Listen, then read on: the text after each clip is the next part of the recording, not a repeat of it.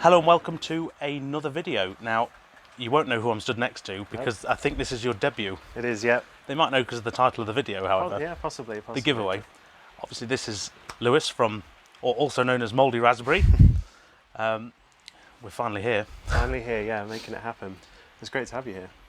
It's bigger than I thought it would be. Yeah. And I don't say that a lot. Neither does the wife. So you name this layout because I have to ask. You call yourself Mouldy Raspberry. I call it Mouldy Raspberry. Yeah. What do you call the layout? Yorkshire Dales Model Railway. You know, I'm sure someone could come up with a more creative name for it. You know, but I think that's what we're going to stick with. So, the first thing I noticed when I came up here is how big the actual layout is. It's easily 2.5 times the size of New Junction, for example. Yeah. How big is it? I think it's about 80 foot. Yeah. All the way around. Yeah. Yeah. And then the storage yard, I guess, is about 8 foot. Each station board is 8 foot. Yeah, I think around 80 foot. I've never actually measured because I never really did a layout plan either. I just kind of slapped track down, you know, had a look at what seemed right and what didn't, and just kind of worked from there. So a lot of people have asked for a track plan, and I always say, I'll have to do one at some point. I haven't got around to it. It'd be easy for you to do a track plan because it's just single track. Yeah, that's the thing. But because, you know, there's quite a few sidings over there at the station, things like that. When I've got the free trials of like the software, it's too much track to do on it. So I've always got halfway and just thought, no, I'm not doing it. So to those who have been living under a rock and have never seen your channel, can you describe the layout? If we say go clockwise, is probably the easiest. Can you describe what we've got? Okay, yeah. So I'll start behind us. Behind us in Pondon. Yeah, that's the first board I put down. It's changed quite a bit actually since my early videos. It was originally Metcalfe buildings and Metcalfe station, you know, lots of cardboard. And I think since, you know, I've got into the hobby and got better, dare I say, I had another crack at it. So yeah, it's come on a bit since then. This is the station you most recently redone? Yes, that's right, yeah. So yeah, made some new buildings, tried out a few new methods on making the platforms. I think that's a big part of the layout really. Like on each section I've used different techniques and had a go at different things. And so there was a bit of a contrast between the early boards and the stuff I'd done later. So I had to kind of go back and bring it all up to a similar standard really. Once you can't extend anymore, you have to start redoing what you've already done. So you've got the tunnel there and the line comes out, curves round, and then you've got the Barrow crossing, I think it's called. And the cottages, there's a little scene there with some kids playing outside, maybe hanging the washing out. That's an area that I redid because I just couldn't get the road surface right. It's so difficult to model. What were you trying to do? Get it to sort of blend in with the just trying to get it to blend in the colours as well. Like, yeah, it was just quite a difficult one. They're the only two Metcalfe buildings that are still left on the layout. I think I'll keep those, to be honest, because I don't know. I think they hold up, to be honest. Some of the stations looked a bit worn and tatty after a while, but yeah, they've held up. And then you've got the embankment there, and then the bridge. That was originally a Metcalfe bridge, but covered it in gas clay. Inscribed it just to, you know, again try out a different technique really. Quite pleased with how that turned out, so that's there to stay. You've got the stream going under it. I think that's the Woodland Scenics murky water that I filled that with. Did you have any problems with it dripping everywhere when you did that? No, I watched plenty of YouTube videos. Dammed it up? Yeah, dammed it up. Lots of tape at either end. And it seemed to work fine actually. I waited until it was about the middle of summer. I think about it was 32 degrees out. You want to get it as warm as possible. So it was basically baking like an oven in there. So it's not 32 degrees now. No, it's 1, I think. Yeah, and then you've got the second station over there, Buckdale Station. That's again come on a lot. That was Metcalfe buildings as well originally. The houses and the road behind the station are relatively new as well, as are the retaining walls. But the track plan's largely stayed the same there on the Pondon board. changed it quite a bit. I wanted to have a go at a curved station platform, but I kept that one straight. And then carrying on round, that was the first little extension I did, where the train's just coming around now. Still a bit to do there. I want to line that whole back with trees. Yeah. To kind of blend the back scene into the scenery. I just haven't got around to it. Trees take a long time to make, and they're quite a repetitive job. So I'll be doing that as and when. Then you've got the other tunnel there, and then the board comes round to the far end of the layout. Originally I had a mill there, do you remember that? Oh, blimey, that's going back a bit, isn't it? Where is it? Down there? So I took that off because when it was an end-to-end layout, obviously I had one run-around loop here at Pondon, and then I had the other run-around loop behind the mill. I had a little gap so I could get my hand through, switch the points, because obviously all the points are hand-operated. But it was just causing problems. I couldn't get behind to clean it, and when I extended the layout into a loop, why would there be why have a run-around loop there? It's unnecessary.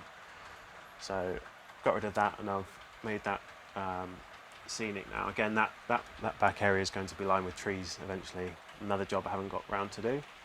Then I've got some storage in front. I've not decided what I'm going to do with that yet. Maybe a industrial scene or something like that.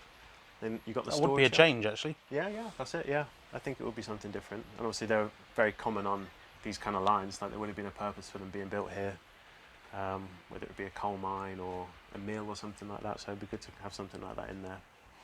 And then you got the storage yard. That's a pretty recent addition. I think I've only had it up a few months, but it's made the world of difference. Getting the stock off the layout, not having it stored in station sidings and things like that, and keeping things free, so I can do some shunting, bits and bobs like that. How many lanes do you have in the storage yard? Oh, I don't know. That's a question. Yeah, it's the other end of the loft. I can't see from here. First world problems. 1, 2, 3, 4, 5, 6. I guess about 8 full length lanes. Yeah. And then probably about 8 or 9 smaller sidings for engines, but it's not enough. I'm 4 or 5 short, so I'm going to have to get a bit more track and flesh that out. I've got the space to put some more bits and bobs down, but just need to get those points on the Christmas list.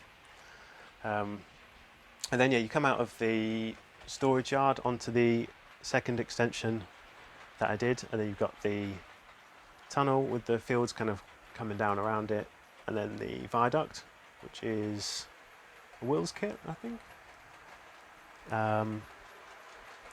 And then some more embankments, some more fields, some barns, coming back round into Pondon Station again. And this section here is the most recent bit that I've relaid, actually. That originally it was a kind of quite tight third radius curve, and I hadn't laid it very well. The loco's kind of slowed down a bit, especially the 9F, but it's very long wheelbase. It just bugged me, so I just had to rip it up and redo it. So I did that quite recently. It's made a massive difference. Now it's running really well. Yeah, it is running well. See, a lot of your layout is, it's pretty much all countryside, isn't it? Yes. How do you go about doing your landscaping? Because it is a very landscaped layout. It is. I don't know, I've often thought about this. I think it's just a case of improvising and winging it and not overthinking it too much, because the real landscape that the railway runs through isn't meticulously planned, is it? The railway cuts through the landscape, and so I've just kind of put the track down and then built the landscape up around it. I think you definitely win the award for less is more. Yeah. It's absolutely fantastic. Yeah, thank you. I've tried to kind of stick to that ethos throughout building it. It's been very, very tempting at points to say I'm going to have a siding coming off here, joining onto a main line here, but I don't know. It's not really. I don't know what that would add.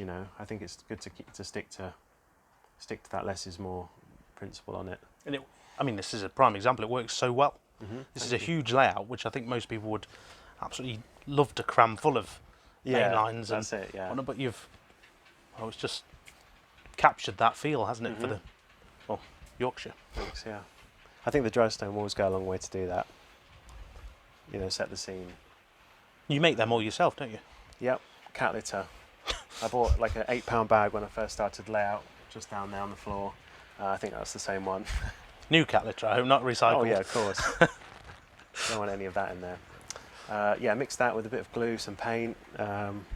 It's very messy. As you can see, I've got fingerprints all over the beams where I've been slipping and grabbing on stuff where I've got my hands covered in it. But yeah, it works a treat and it costs literally nothing.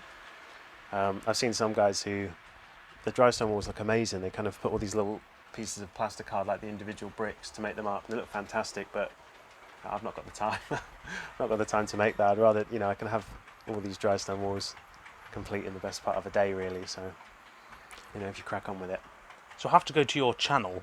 Now, you have a very unique style in which you never actually appear or talk on your own channel. No, that's true. And what made you, I suppose, first go onto YouTube, and why did you pick that style?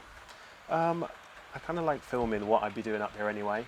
So if I'm doing a bit of scenery, I'll set my phone up on my little tripod, just press play, and I'll just be doing what I'm doing anyway.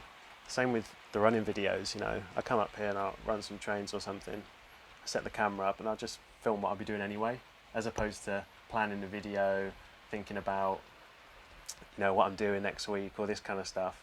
For me personally, I think that would take away from it a little bit, you know. So yeah, you know, just filming what I'll be doing anyway. I think it works really well because it adds to the serene sort of feel of this layout. Yeah. Especially because people like me like to waffle on their videos, but well, you guys do such a good job of covering all that kind of stuff. You know, there's no need. I don't didn't really pay have him to that say much that. software, I don't think. No. I'll sort you out in a minute. Thank you, appreciate it. Yeah. So I think, yeah, I like that kind of style, to be honest. Keep it simple. Less is more. Less is more, yeah. Even the videos carrying over on that ethos. So what else have we got planned going forward? So I want to get things finished up. Like you said, the layout does look complete. There's still a few more bits that I'd like to do. Like I'd like to create a bit more of an embankment at the back and have that kind of covered with trees, kind of blend the back scene in. I'd like to redo a few of the buildings, perhaps like you can see there, that barn is made out of scribed clay. It's a bit oversized, a bit overscale. I had a go with these barns here. They're made with offcuts from the viaduct kit. It's a double track viaduct, made it into a single one. You get all these offcuts to make these barns. They turned out quite well, so I think I'll make a few more of those and have them dotted around. But again, I don't want to keep adding to the layout just for the sake of making videos and the sake of adding to it. You know, I only want to add to it if it's worth doing. Yeah. Redoing the station, redoing the curve, improving the reliability of the running, things like that. It's made a big difference. But yeah, so no major extensions or projects like that.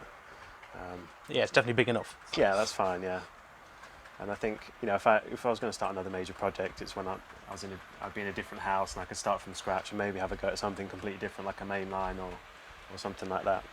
It'd be interesting to see how you found that. Yeah, it would. Yeah.